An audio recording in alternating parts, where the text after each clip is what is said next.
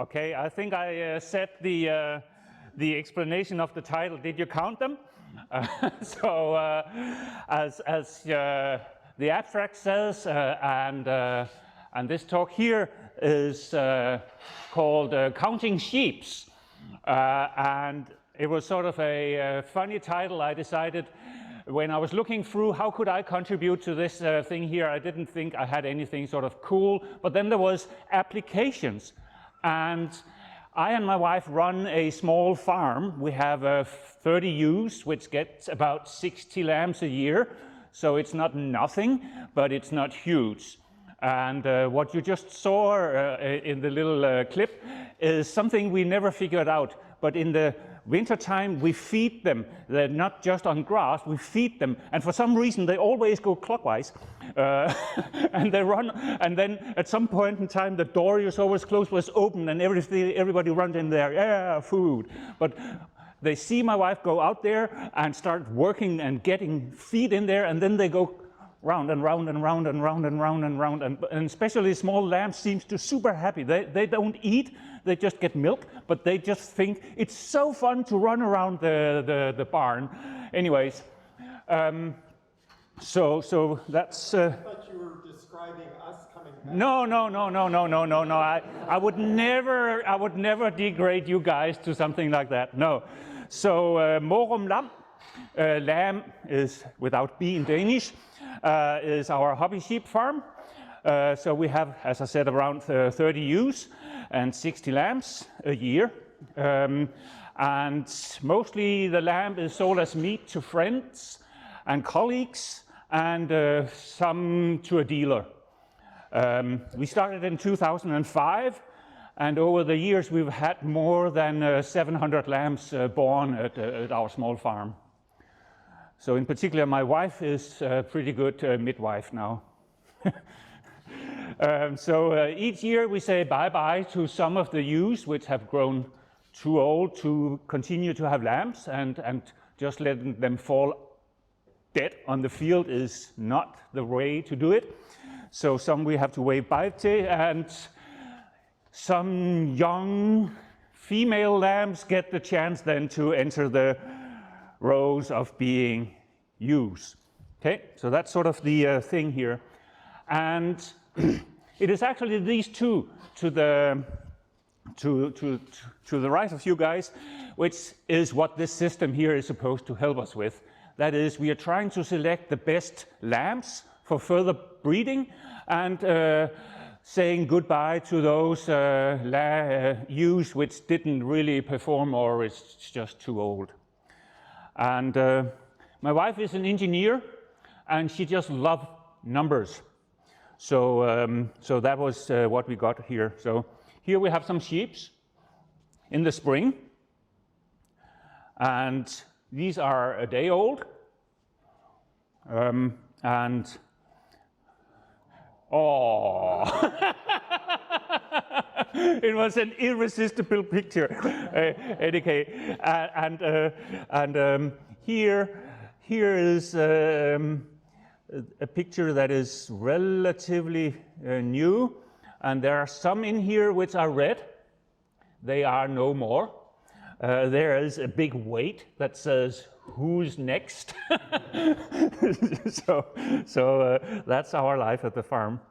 So the purpose of the system is help us selecting which lambs to pick, selecting which eves to say bye-bye to. And then there are a number of things the government actually, even for something as small as us, we have to register. So we have to know where each individual animal is at the moment. And beside our own fields, we have two nature grazing things where it's not supposed to grow into forest, and then we put our sheep there and they do a good process on that. So we have to know which ones are where, okay? Also, we keep track of the growth of the animals to see if there's someone who is sick. And we have to, when they go on the same fields every year, they will get various parasites. So we need to do that, and we need to register when we did it for governmental control, and also various data regarding the birth. So the system is used for various kind of things. And then there is the statistics. So for instance, what is the average number of lambs born per female over years or something like that? So that is a thing. Are they all healthy? Did we need to feed them? Some of the ewes will get 3 lambs, but they only have 2 tits. And there is normally one of the lambs then that sort of get there not quite in time. So we have to serve them milk.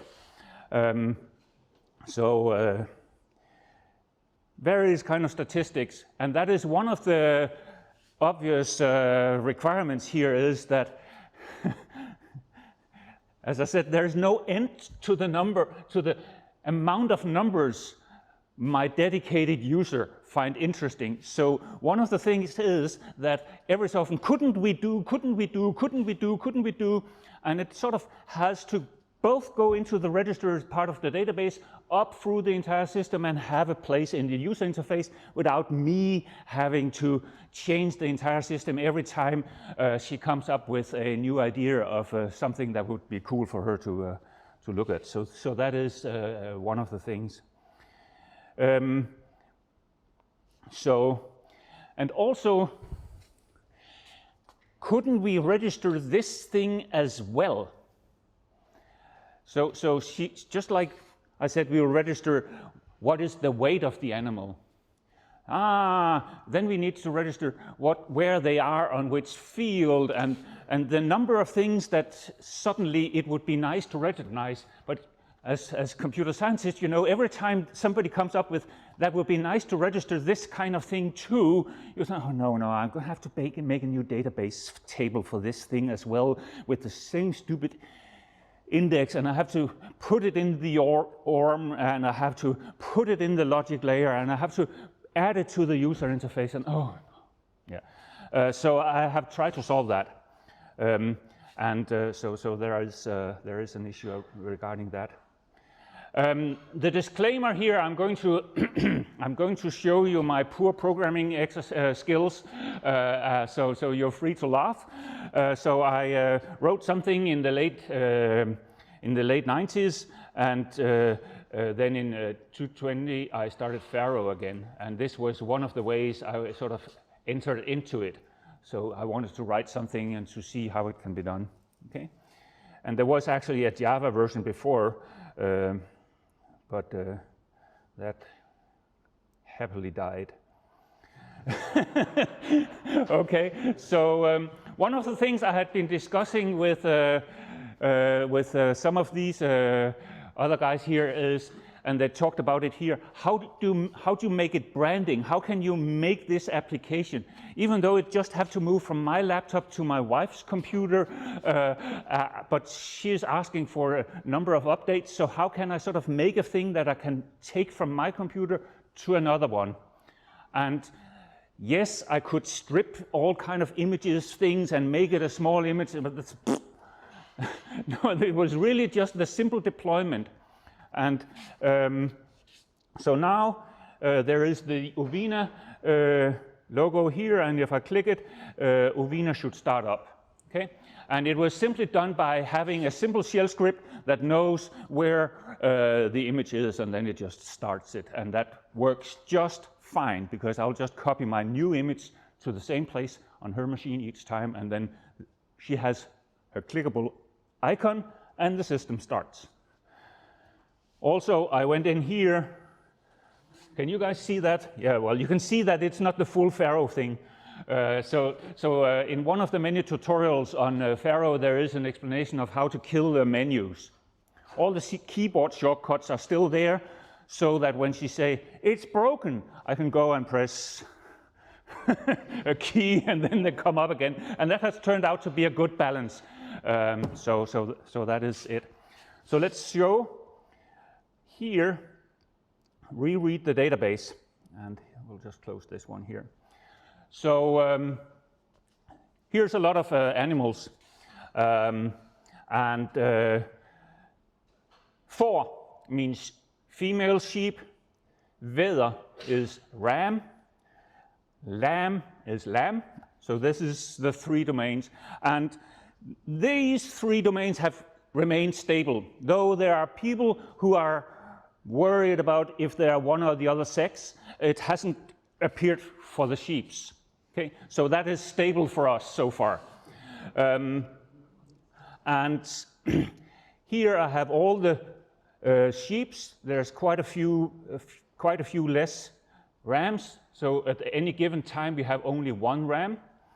And these are the sheep that we currently have. The database is freshly imported this morning, so so it is. And if I select one one ewe, I get a list over here, so all the lambs are then filtered for just that one selection. As I said, my wife has no end to the number of interesting things she would like to do. So there is one down here that says column selection. And it comes up and say, yes, I don't want to see when they were born. I don't want to see when they were, how old they are. But I would like to know how many of this ewe's lamb ended up having to get milk by bottle. So this means bottle. Okay, and then I can say okay. So I can change these, and if I quit this image and start it again, it will know these ones here. But that is simply done by keeping it in the image. Okay, and that's because it's not a critical thing. I negotiated that one with my user. And she said, no, that's fine. You don't have to store that in a database. I'll just do them again in case it crashes. Okay, but the database model is rather simple. Is that when it starts, it reads all 700 lambs and ewes into the Pharo system. That is easily done. It's less than 1,000 objects. And then whenever there is a change, there is write through back to the database. So the database is sort of serving as a backup system. Yes? When you say database, what kind of... There is SQLite for storing this. And so backup, no, but both I and my wife runs on a Mac, and there is a time machine, and that backs up that thing every hour, so to say. So that was in my consideration, and I thought that is good enough. Yeah. But you are sending queries to the database? No, I'm just loading them all from the beginning. So why not use Pharo? Because I knew the database. Yeah. I could. There's really no reason, but having a simple thing where you just read from the database is no more complicated than reading from a file, in my view. It's as simple. Especially SQLite is so simple that I didn't bother. Okay. So that is it. If I want to print. How do you print from Pharo? Oh, it's quite simple. You press print, and what?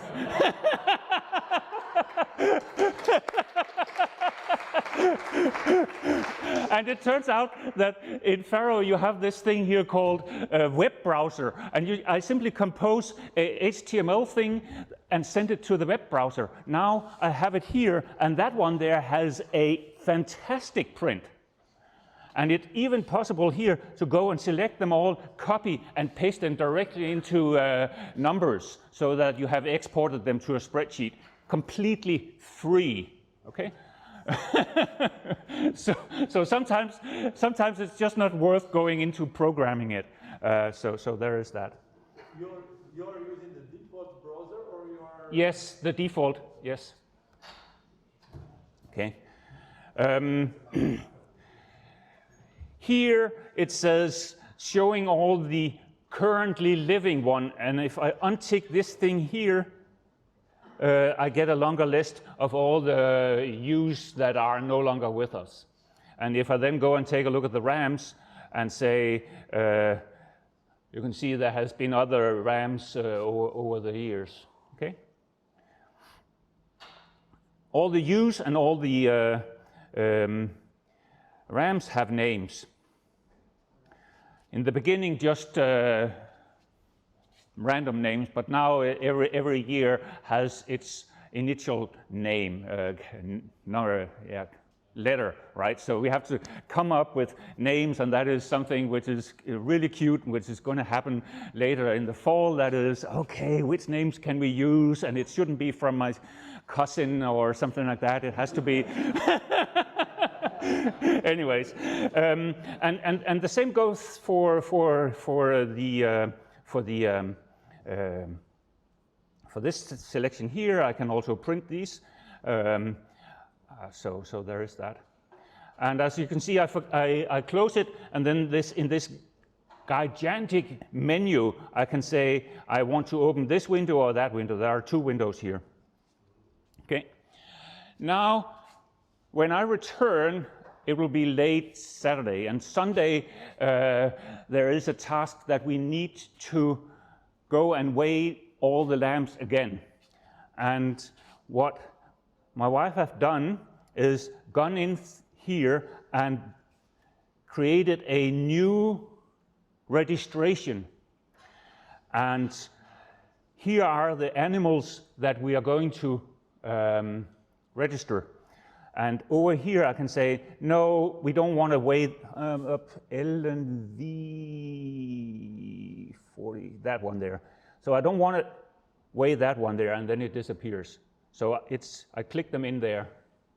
And having so this part here is sort of an extension of the table where I add in an extra column in front that were Boolean and then use that as a filter. It's not sophisticated code, but it's one of these many scenarios. Tables is the worst data structure to work with GUI-wise because you want to do everything with it. And Norbert was just telling you end up redoing a spreadsheet, and there is absolutely something about that. Now, these ones here can be printed again, print these ones here, and that's actually then printing the paper that we take with us to the barn when we wait, and then we put the numbers in here, return back in, and type them in here. Okay, so there is that thing here. And if, I don't know why this happened here. Every so often this breaks here, this stupid Unicode and not Unicode, and I just hate that. But it happens occasionally. These are the weights from the last batch of lamb that was sent to the dealer. Okay. If we sort of take a look inside, there are Ovina and Ovina tests, and then it's fun to write code in your native language every once in a while. But there is a database, but most of it is actually in NK. The model, and if I go in here and take a look at sheep, or ewes as they're called, for a long time I called them ewes, but I was told it's called ewes. English is a fantastic thing regarding that. Anyway, so the average lamb growth here says that it's a sheep column. So when I make a new calculation and mark it as sheep column with a specific text, that becomes one of the selectable columns in the GUI automatically. I don't need to do anything more. Okay, and we were just discussing in the break about the fact that I'm not able to. So this one here, and when you have 700 things that moves around and are updatable things, I need to cache these values because one value depends on another one, and some of the computations actually have to go through the entire history of everything that ever happened at our farm. So we need to have a rather aggressive testing. So I have this thing here that says self, and the computation here for the average lamb growth is this one here done using this method. So I have another method here, and basically because we can't escape inside a block, I have to make it a separate method. So here, if there is no measurement, I have to just return -1, etc. But that's all I have to do is, if she comes up with a new computation, I have to implement it, say that it's such a thing, and then it's there, part of the GUI. Okay. So how is the data then stored? And for the sheeps, let me go to this one here. So there's various things. I think I've talked about some of these things here. For the database schema, it is a typical thing if you're just taking an undergraduate class, you're an object-oriented, the relational mismatch, it says, there, you have to deal with inheritance, etc.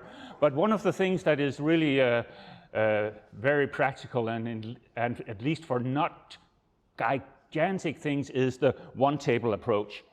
So I just have the ID of the sheep, the property name and the property value, and then I can just add new properties, and it works just fine. Then the model layer has a setter that checks, is it a string where I want a number? In that case, it puts a number into the thing, and when I print them back out to the database, it has to do that. And of course, Pharo has one version of dates, and Denmark uses a different one, and you're sort of just annoyed, but there's no, you just have to swallow that camel. You better deal with it up front, that you need your own print strings for everything, and you need your own pass string for everything of these basic data types. Just get around it. There's no reason. It's super simple, but you need to do it. So I have two tables for representing sheeps. One is just representing the ID. And an ID for a sheep is a two number. It is the farm number combined with these yellow thingies you can see in their ears, which has a number. So it says on this farm and that number. Sheeps are curious animals, so it will put the head into things, and then this thing here falls off. And then it is without ID. So I have to have a surrogate ID for all of these sheeps anyways. So the ID that is really the official ID is not really the ID used. And every time you think that you can use the physical thing, it will break for you on some point in time, is my experience. Yeah. So that was what I just said, yeah.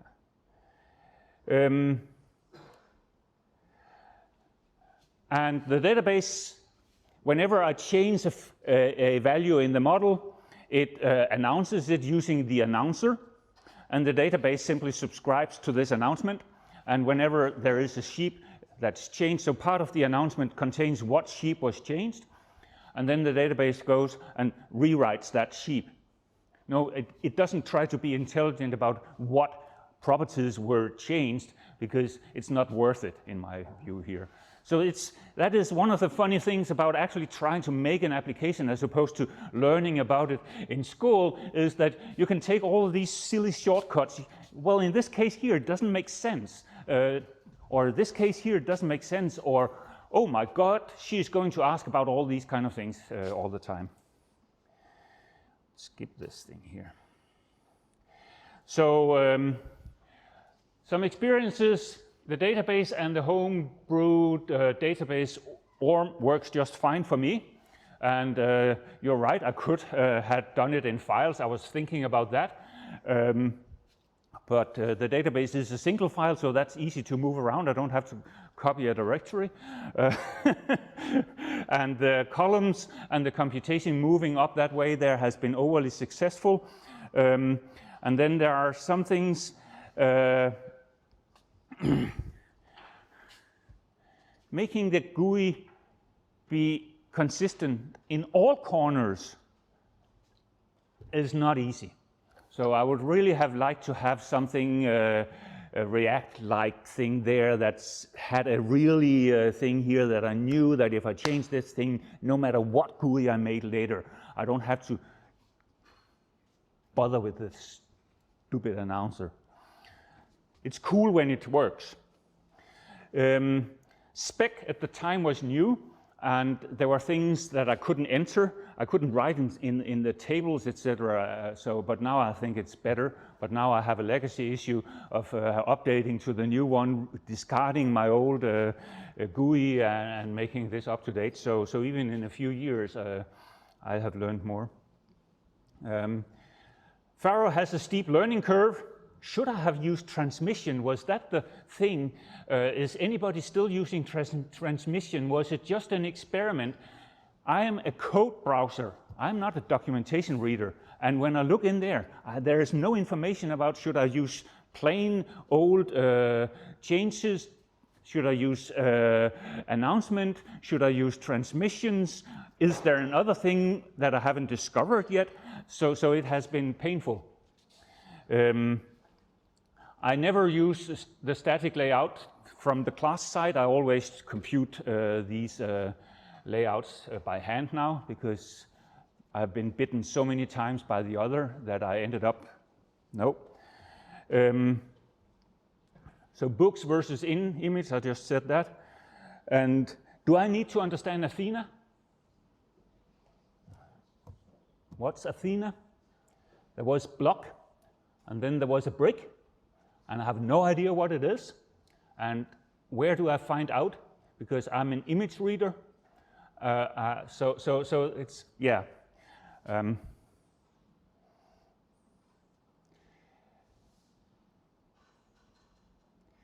then there was another little thing here. Experiences having a real user, yes. And she would rather be out doing this, and then I need to reformat that.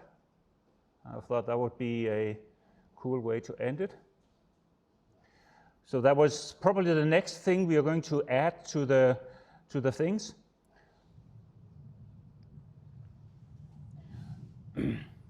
Which sheeps has been, you couldn't see it, but she asked her dog to lay down.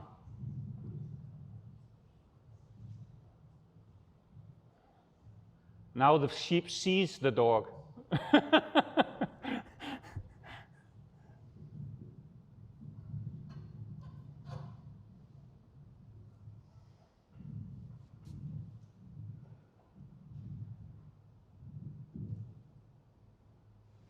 Basically, this is the view from our garden.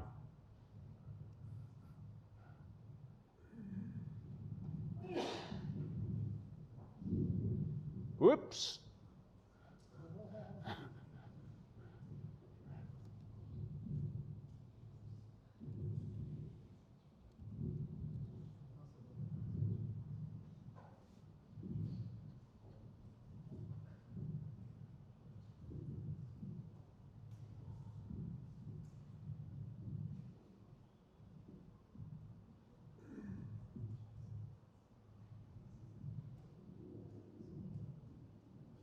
Not over there, not over there, not over there. Yeah.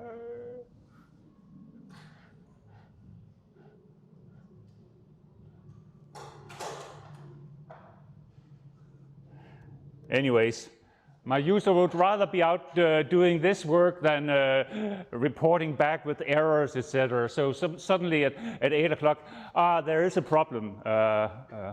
But what it is, I have forgotten. It didn't work. Anyways, any questions? Yeah. I'm curious. How do you administrate the land? So the question is, how do I administrative make a lamb an Eve?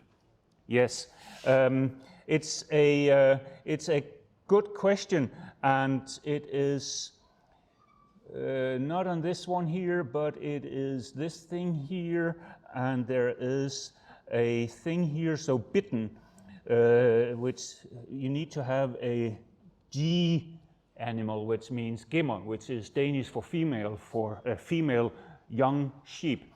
And then there is one here, which is the button that says, become a sheep. Become a ewe. So basically it means that I'm moving it from one status to another. But I'm keeping the lamb registration because we do not, it's basically two animals with the same number.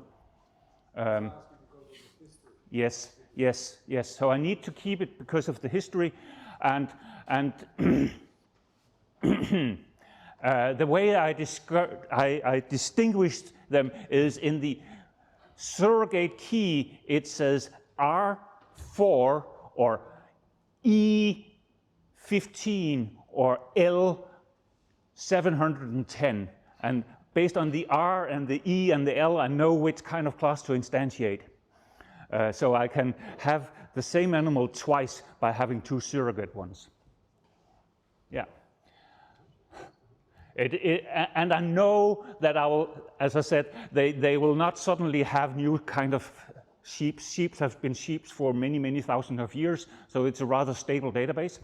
So that will work. Yeah. You had another question? Yes. So you said about the issues you have about the UI. And, yes. So why didn't you take a web approach? Yes.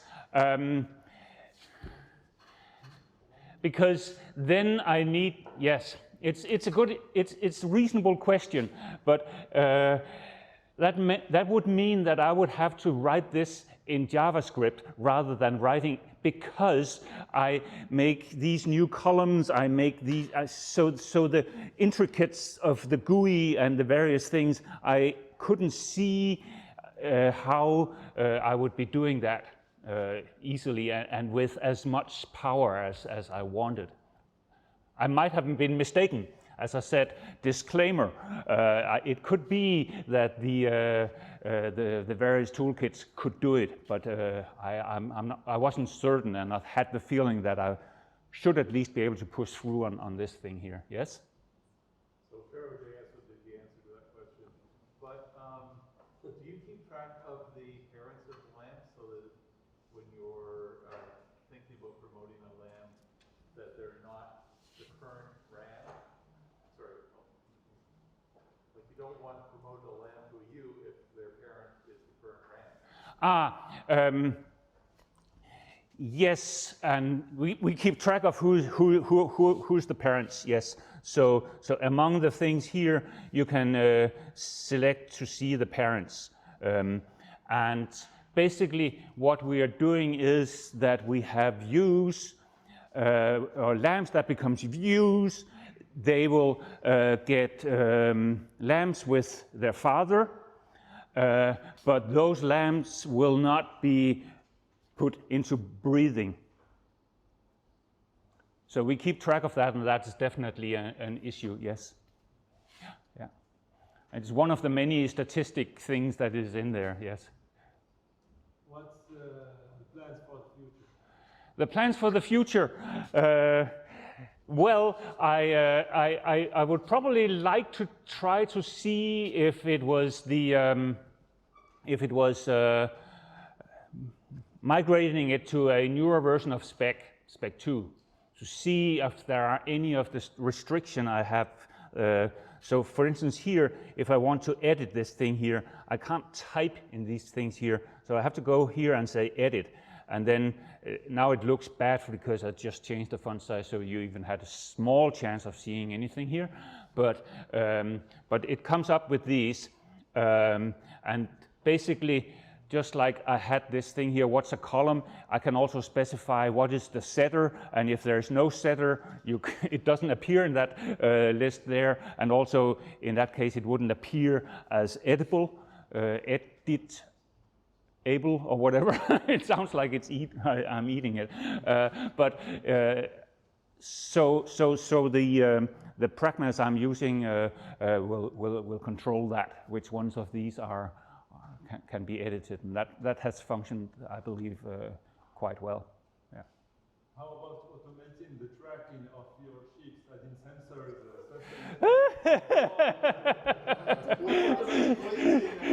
Yes, that would be fun. No, I think the next one for sort of but that is not a software extension. That is simply a making a new registration, and that is to make certain that it's not the same sheeps or that is exercised by the dog every time. So there is that, yeah. So far, you have a measure to prevent that if one of the sheep or any sheep has health condition with Yes, yes. The question was if we have a way to keep a register if there have been problems with an animal. It's hard to prevent something that you didn't foresee, but for instance here we have that these one here had a vaccination against parasites. So there is that, and then there are also there are many different things that we register, moving them from one field to another, etc. Yeah. But it has been sort of fun to try to do the whole stack in Pharo and see what things work. But in particular, the pragma and the generic database has been quite nice. Yeah. Any other questions? No, that's Sean the sheep, and we had a different icon before, and my wife did this icon that was in the beginning.